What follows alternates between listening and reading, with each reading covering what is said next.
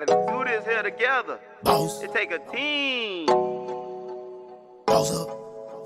to achieve the dream. We pay the cost to be the boss. Invest without loss. Young Boss Media, your coverage get tossed. From live stats, videos too.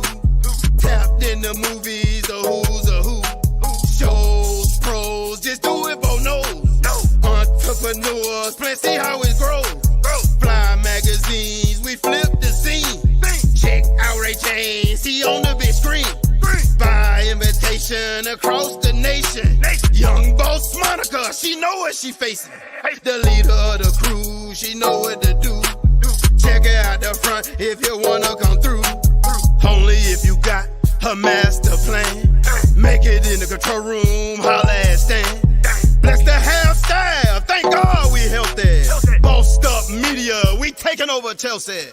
Young Boss Media, who you need is us. In this community, what we feeding ya. Young Boss Media, who you need is us. In this community, what we feeding ya. Young Boss Media, who you need is us. In this community, what we feeding ya.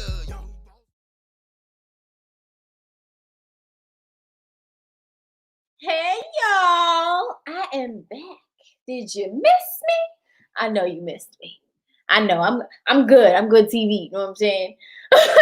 Hey y'all, so today we are going to be talking about diversifying your business, and this is going to be an amazingly hefty masterclass for you guys. So I am excited to get it started. So let's go. All right. So here's my beautiful cover page. Diversify your business. Yes. For those of you just tuning in and you don't actually know who the heck I am Queen Candace. I'm a self-taught money management specialist, and I am actually the host of a show on Young Boss Media called Royalty, which is teaching economic advocacy, and I also co-host on Make Lemonade. So about my actual businesses and what the heck I do, I am a self-taught money management specialist, but I also have a degree in psychology. So I look at finances through the psychological lens. And I actually got into business by clearing off my 50K debt, running onto social media, saying, hey guys, I did it. And they were like, what? Oh my God, how? And so I started the Queen Blueprint in order to do that. And then right December of that very same year, I became a homeowner at 26. So I helped the Black community switch from a poverty mindset to a wealth mindset. And I think I'm pretty great at it. So I want to teach you guys how I actually maneuvered the entrepreneur world by diversifying my business, right? And to start off, I have 3. So here on the screen, you can see that. So there's Royal Resilience Inc., which is my nonprofit, and that actually focuses on things that are happening locally. So Royal Resilience Inc. is based in Brooklyn because that's where I'm from, and them's my peoples, and I want to help them out in a specialized kind of concentrated matter because that's my heart, right? My heart will always be in Brooklyn. And then I have Queen Blueprint, which is the financial, psychological aspect where I have my Imperial Financial Collective, which you guys were introduced to for the financial specialist this morning on the panel for the business fundamentals of business finance. My Queen Blueprint is actually national. So this business actually only deals with America. Right? So this is totally the US. I don't know much about how finances work internationally, so I'm not going to claim to be the money management specialist of everything. But America got that on lock. Then I have Queen Blueprint TV, which is global, right? Thanks to Young Boss Media and also the Promote Her channel, I am able to provide financial literacy to the masses. And I love it. I love talking to you guys. So today's masterclass will cover registering your business really quick and like the importance of it. And then the 3 ways to actually diversify your business, which is business to consumer, business to business, and business to government, which is a new space that I am just being brought into, but I am loving every moment of it so far. So, as you may or may not know, businesses actually tend to fail within 2 years, 20% of them. And it really sucks because honestly, the only reason they fail is because they don't have their business finances in place, right? You don't have that startup capital, which we talked about earlier as well. And you don't have what's called a business budget or a marketing plan, or a tax strategy, which we spoke about earlier as well. And that's usually why businesses fail. It really doesn't have much to do, it has a little bit to do with the motivation of the entrepreneur, but for the most part, it's the financial part, right? So let's kind of get a little better with that, right? Let's do better. Let's do better, guys. All right. So registering your business. Usually folks think that registering your business is a way for like the government to stalk you. And although that is kind of sort of part of it, I'm going to be honest with you. What it actually is a way for them to legitimize who you are. Are you a real business or is this just a hobby, right? Because they're not going to give out tax incentives and access to funds just because you like selling jewelry sometimes, right? Is this a legitimate business that you were trying to build and help the economy grow, right? So why should you register? You should register to, 1, protect yourself, right? Because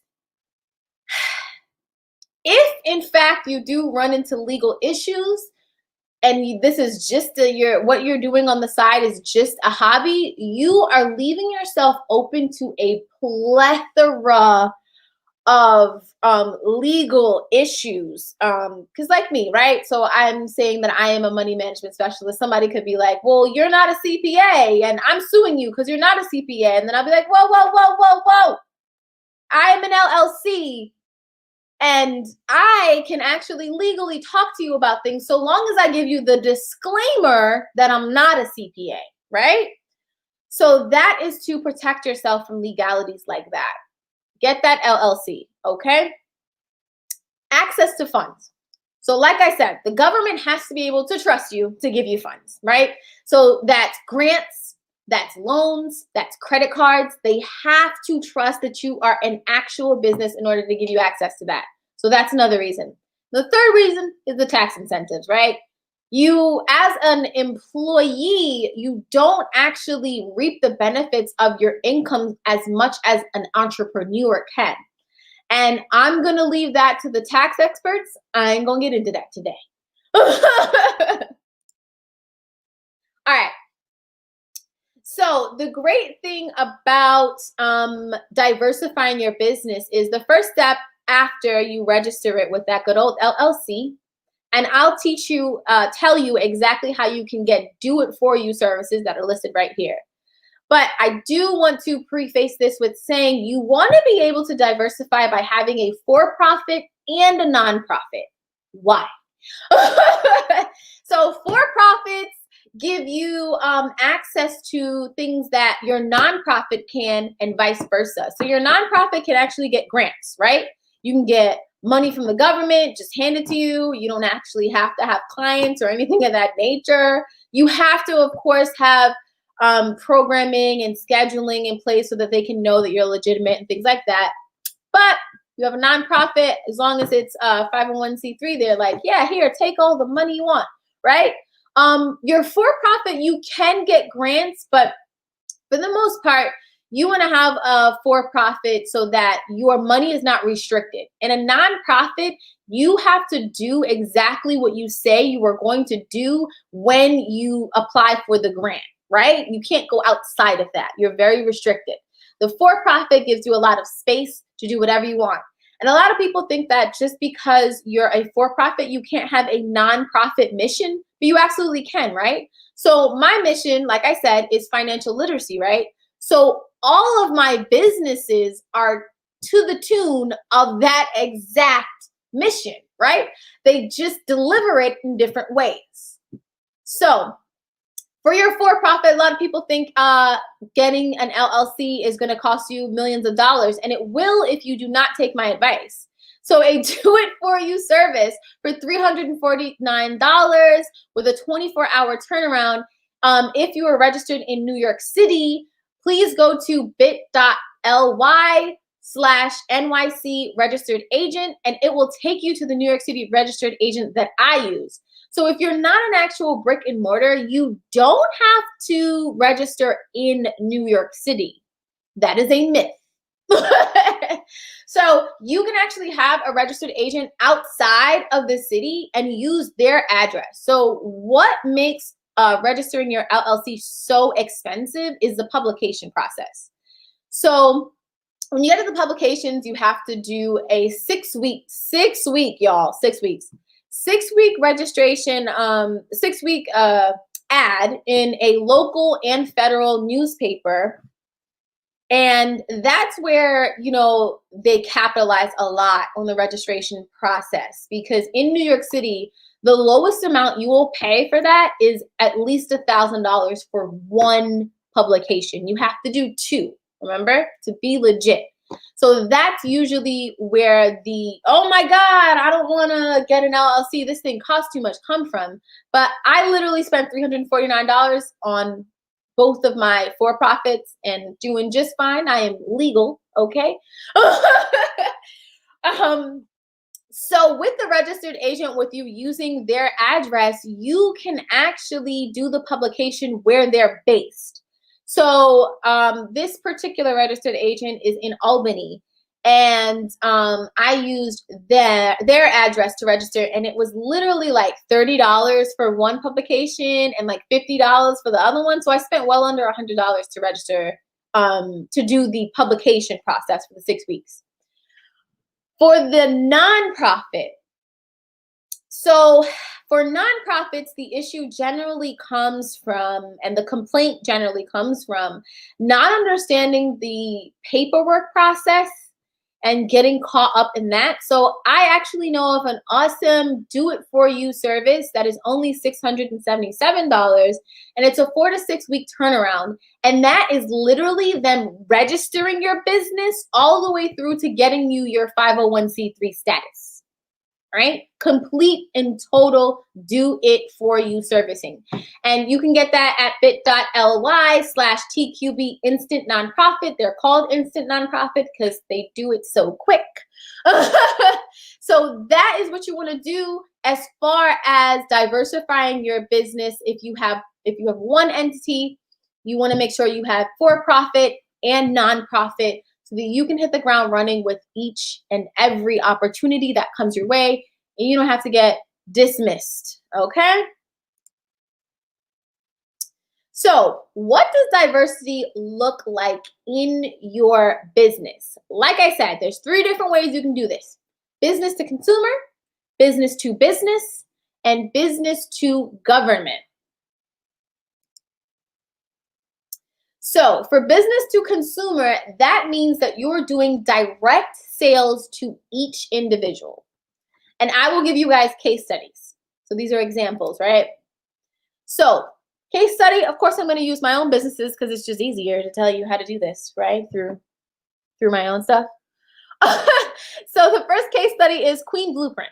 So like I said, Queen Blueprint provides financial management, financial literacy, and all that good stuff. So, and the Imperial Financial Collective. So on the direct sales leg of it, I provide services, right? So I provide a blueprint, which shows you organizing your actual finances. What is your finances supposed to be structured like? All that good stuff, your credit analysis, all that good stuff is in there, right? And then I have the home buyer bundle, which is just like kind of telling you how to become a homeowner, right? So because I have these services that I provide to the general public through direct sales, I am selling it to the consumer, the individual consumer. That is the business to consumer leg of it, right? Next, we have business to business. So, and it's also called B2B, if you hear that. And sometimes they literally like write B, the letter B, the number 2, and the letter B, just in case you see those acronyms anywhere and you're like, what the heck does that even mean? B2B is business to business. So that is by doing joint partnerships and affiliate programs. So of course, I'm going to use my Imperial Financial Collective for the case study here, because I actually provide verified leads to each of my financial specialists. So it's business to business because I'm handing off consumers to the other businesses, right? Pretty simple, pretty basic stuff here, not too complicated. The next actual case study is I'm going to use Queen Blueprint TV. So if you have a media company like Young Boss Media as well, you want to fill in the gap with getting funding your projects through sponsorships, right? So sponsorships are B2B, they're business to business, because why? You are providing marketing opportunities to other businesses, to other entrepreneurs. So that is a B2B diversification there. And the very last one is business to government. So this one is just a teensy bit complicated, not too complicated, but a little step up. And this is through contracts.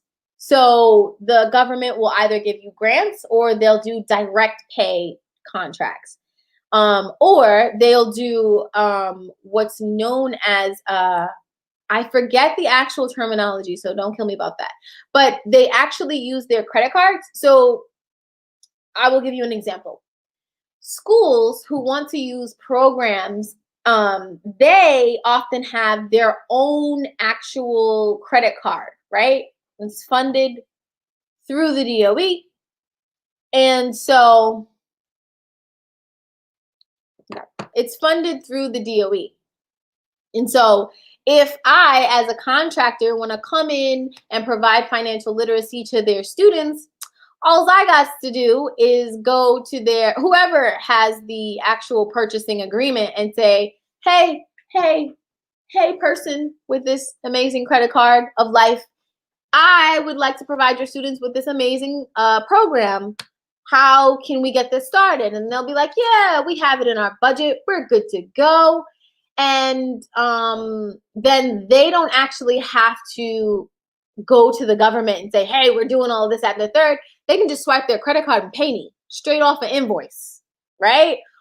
Just like a B2B would do. But this is the government now, right? So, case study, Royal Resilience Inc. That is my nonprofit, like I said, right? So under my nonprofit, I have the youth program. And it receives funding directly sourced from the government through grants and also through micro purchasing. Knew I would remember the name of it. It's called micro purchasing. Through grants and micro purchasing, which is swiping that good old credit card, right? So like I said, you can apply for grants anywhere. Honestly, there's private grants, there's government grants. You can walk into any bank and say, hey, what kind of grant programs you guys have? But of course, we live in 2020, so you can also just go online and Google that. You can also get a grant writer, and in the Imperial Financial Collective, I actually have a grant writer on deck if you guys need assistance with that. But that's how Royal Resilience Inc. is funded. It's not by actually charging the kids, right? I'm not going to say, hey, kid, I need $200. Pass me that. No, I'm going to go to the school and say, I need $200 per student to teach you guys, to teach your students this program. And they'll say yay or nay, and either swipe the credit card or say, hey, we have grant funding, so I'm going to provide you funding through my grant. Or, like I said, you can go and get your own grant and then offer the program to the school for free. You can do that as well. So next case study is going to be Queen Blueprint TV. So this actually provides a media outlet through sponsorships, right? So the government actually does have quite a few contracts where they need media. And so what you can do is just come in and say, well, hey, I am a media business and I would like to provide you guys with this amazing service. So with getting government contracts, you do have to end up going into a bidding process. But if you win the bid, or if you go under a major contractor and they just need some contractors underneath them, you can go in and say, hey, I can provide this, and get the funding that way.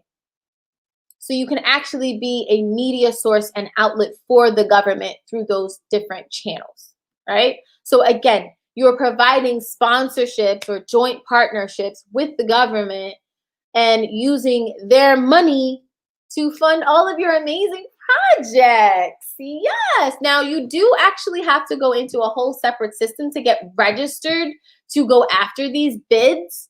And registering is actually a free process. But if you want it done for you, I have someone who can assist you with that as well. She's not a part of the Imperial Financial Collective, but she is my GovCon coach, and she's absolutely phenomenal. And she can provide you guys with all of that great information for the step-by-step process to become a government contractor. I used her service, and I'm pretty sure it took, if I'm remembering properly, like maybe 2 to 3 weeks. It took me a little longer because they kept kicking me out.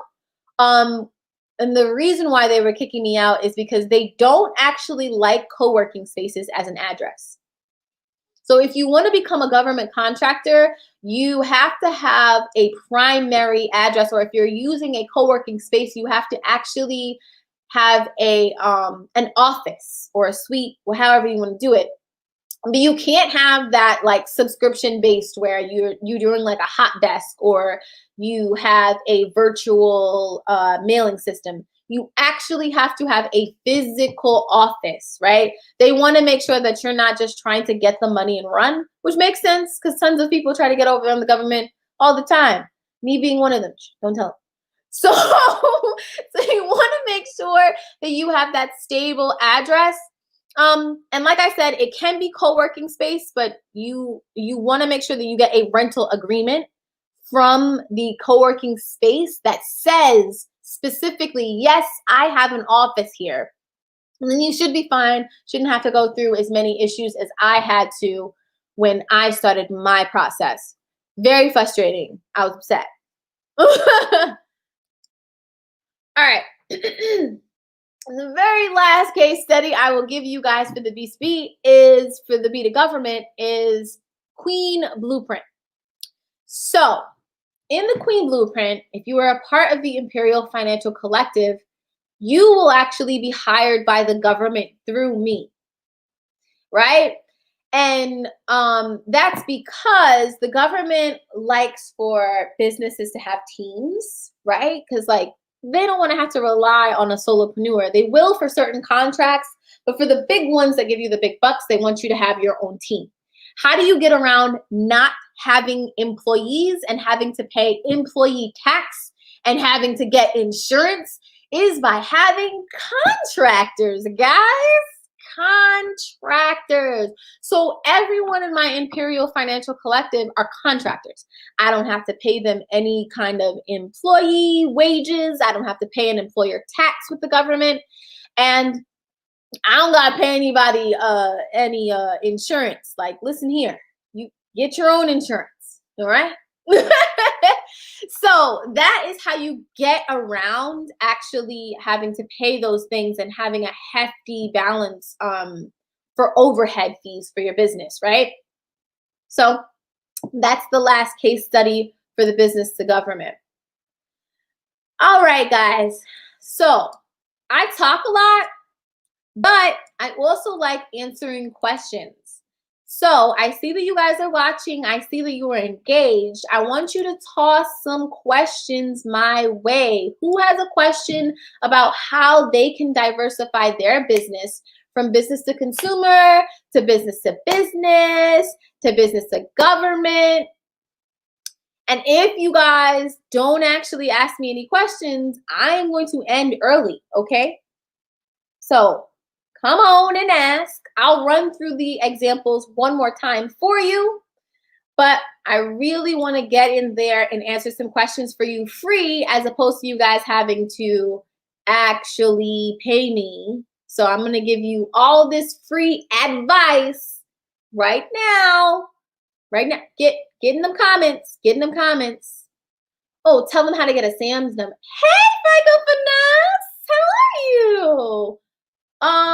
How to get a Sam's number. So I actually, with the service that I used, they actually acquired my Sam's number for me. So, but you can actually go on sam.gov and get that. You also need a DUNS number. So the DUNS number is on, I believe it's either duns.com or duns.org. And yes, how to get a SAM number. So you can actually go onto those websites, and I believe it's sam.gov, and get the number. And you can also go on if you type in DUNS, so it's D-U, I'm gonna type it out for you guys so you can see exactly how to spell it. D-U-N-S, right? So your DUNS number, and that actually provides you with access to business credit, right? You need the DUNS number so that they can run you through the system and say, yeah, they're legit, they have business credit and things of that nature, because the government actually goes off of that as well. If you don't have a DUNS number or a SAM's number, you are not going to get anything from the government. They are not playing right, especially right now. But like I said, you can either do this free by going on those websites. So it's sam.gov, sam.gov. And for the DUNS number, bnb.com, it is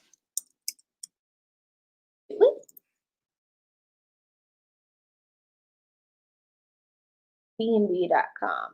No, DNB. Jesus.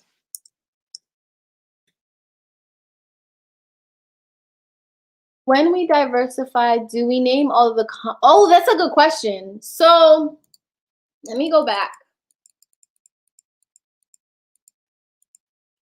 So like I said, diversifying your business doesn't mean that you have to veer off of what your actual mission is, right? So that goes the same for your business name, right? So you can keep your branded name and just keep going and add like a little feature to it, right? So how do I mean, right? So if you see here how I have Queen Blueprint and then it's Queen Blueprint TV, I literally kept the same brand, but I wanted to make sure that you guys understood that it was a media company, right? So I just added something to distinguish it a little bit from my main brand. But you can always do that as opposed to like completely renaming it. Now, when you go and have a for-profit and a nonprofit, you can do this as well. You can say like Queen Blueprints, not foundation, because that's a whole different entity, but I could have called it Queen Blueprint Financial Scholars, right? And that could have been my nonprofit. I wanted to be extra and do Royal Resilience Inc. and change it up a bit, just to distinguish it a little bit, but you don't necessarily have to. You can keep your same branded name for each and every business right in the front, and Young Boss Media does that. You got Young Boss Media Africa, Young Boss Media TV, Young Boss Media Institute, all these Young Boss Media things. And some of them, like the Young Boss Media Institute, is actually a nonprofit. So you can do that as well. Let me see. As in, does my B2B company need to have an entirely different name? Nope. Nope, it does not. What I do want to say to go back to this is, what I learned for going into the government space, you do. you do have to change it. If it's not like a generic, basically boring name, the government does not like trying to decipher what your business does. So that's actually why Queen Blueprint has the DBA, Imperial Financial Collective. It's for that B to G company, because I want to make sure that the government knows exactly what I do and what I'm here for. Like, hey, give me all of the financial contracts. I need all them things, right? They don't like deciphering it, right? They're gonna be like, well, what the heck is the Queen Blueprint? What do they do, right? They don't want to have to question that. So for your B2B and your B2C, completely keep it branded however you want. For the B2G, which is that business to government company, you want to make sure that it's as descriptive as possible. And you can play on the words. Like I played on the words queen, right? I wanted it to sound royal. I wanted it to sound regal, right? So I said imperial instead. So a really good resource that my coach gave me is powerthesaurus.com. Seriously, guys, like that's literally all it takes. So if you want to make sure that your businesses are still branded and make sense for your brand like I did, you can do the same thing. Just do a play on words and make sure it's descriptive. And don't make it too long either. The government does not like super duper long names. Make it nice and simple, okay? Next question. And if I already have an LLC, can the extensions go underneath the original LLC? Yes, they can. So what you're going to do is create subsidiaries. That's what you're going to have. It's not called an extension. It's called a subsidiary. And you can absolutely do that during the registration process. You can use the New York City registered agent, or if you're outside of New York City, you can get a service that will do that for you, or you can do it yourself. When you go and register your LLC, you can put them as a member, right? And so once case in point, Queen Blueprint TV is actually a subsidiary of Queen Blueprint, right? So Queen Blueprint is a member of Queen Blueprint TV, and that's how you create the subsidiary. Okay, great, thank you. You're very, very welcome, Nicole. Anyone else have any more questions before I get into the ending and wrap it up? But I want to make sure I give you guys all the tea on diversifying your business. I'm going to put this screen back up so you guys can see how cheap it is to get your business registered. You want to be legitimate, guys. A lot of businesses failed during the pandemic, not because they aren't great businesses, but because they weren't registered and didn't have access to the funds. All right. So in cases like this, where you're like, hey, how come they won't pay me any attention? How come they won't give me any grants? I need this SBA loan too. If you're not a legitimate business, some of those doors will be closed on you. So you want to make sure that you are fully registered, guys. I cannot stress this enough. Your for-profit and your nonprofit need to be registered. And this is not just for getting money. This is also thinking about protecting yourself. You do not want to get into a situation where you are sued over something silly as like a website, right? If you don't have the proper disclaimer on your website and you get sued, you don't want them to be able to come after your actual wages. You want them to stop at the business, have them attack the business. Make sure that you have business insurance as well. This is something even I need to get on, having business insurance, so that when they do sue you, you can use the business insurance to pay for everything you need to pay for, the lawyer and all that good stuff. What tips can you offer to get your MWBE certifications to help getting government contracts? So you actually don't have to have certifications to get government contracts. That is also a myth.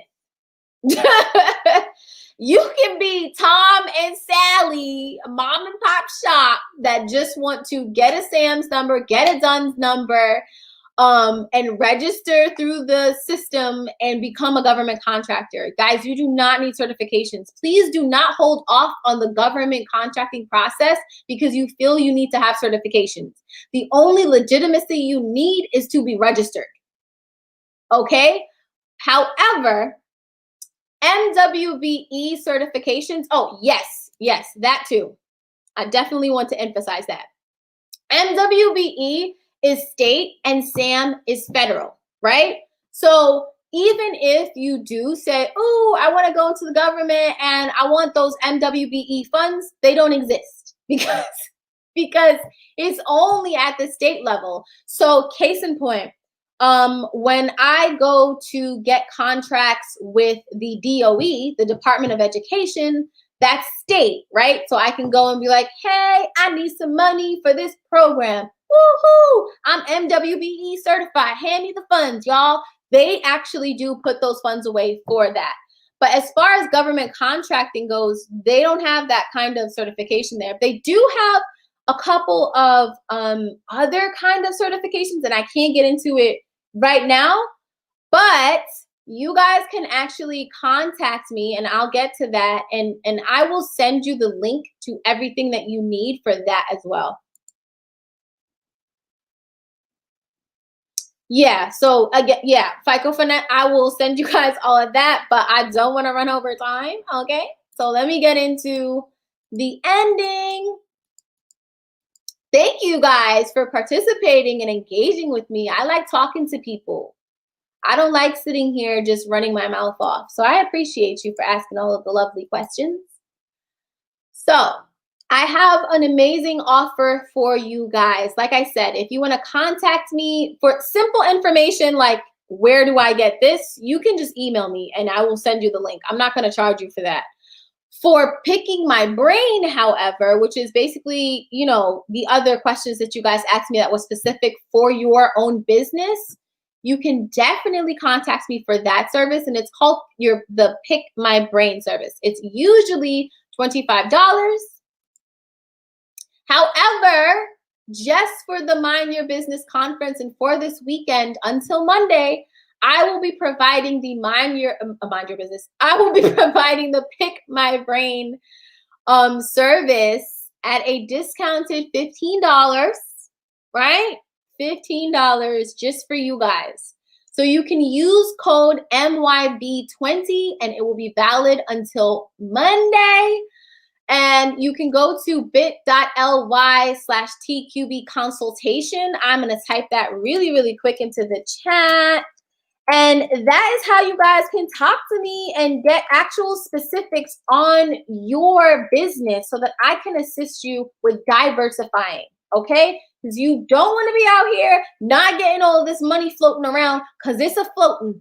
And in a pandemic, especially if you are, I don't know why that didn't work, but yeah, thank you. If in a pandemic, if you are in the government space, that is very resilient money, okay? Because they have to use that money. So as my amazing GovCon coach says, the government has a checking account, not a savings account. All of the money that they actually allocate in the beginning of the year has to be spent on what it was actually, you know, put out to be spent on, the reason and purpose for it. So make sure that you get into this GovCon world, because listen here. Oh, and she does amazing master classes, by the way, amazing master classes. So, and they're free. So I will be able to send you guys that information as well. If you contact me, contact me. It has been great talking to you guys. I had a lovely, lovely time. So again, if you want to reach out, the consultation link is in the chat. And if you want any of my other amazing services, you can contact me by calling me at 877-387-BLUE. You can go to my website, thequeenblueprint.com. My Imperial Financial Collective is there as well. You can follow me on Instagram and Facebook at The Queen Blueprint. You can jump into my Facebook group, Money Stories and Milestones, which is the safe space for Black money stories. My financial specialists go live in there all the time to present their area of expertise. And again, if you would like to email me and just get links to things, please contact me at Candace@thequeenblueprint.com. It has been absolutely great, guys. Thank you for joining me. I am going to head out. See you. Royals, it's Queen Candace, your favorite money management specialist. And the amazing thing about the Queen Blueprint is you're not only supporting one Black-owned business, you're supporting 5 other financial specialists as well. So with the debt, you know, you get that blueprint, you get a debt payoff program, but you also get debt consolidation from a funding group with no upfront costs or fees to you. You also get FICO Finesse, which is our credit repair specialist who assists with getting you that 700 credit score. Then we didn't forget about the homeowners. We have a mortgage loan officer on board who can actually provide you with loans and refinance loans in all 50 states. And then if you are in need of doing your taxes, we have someone who can do your business and your personal taxes for you at one low flat fee.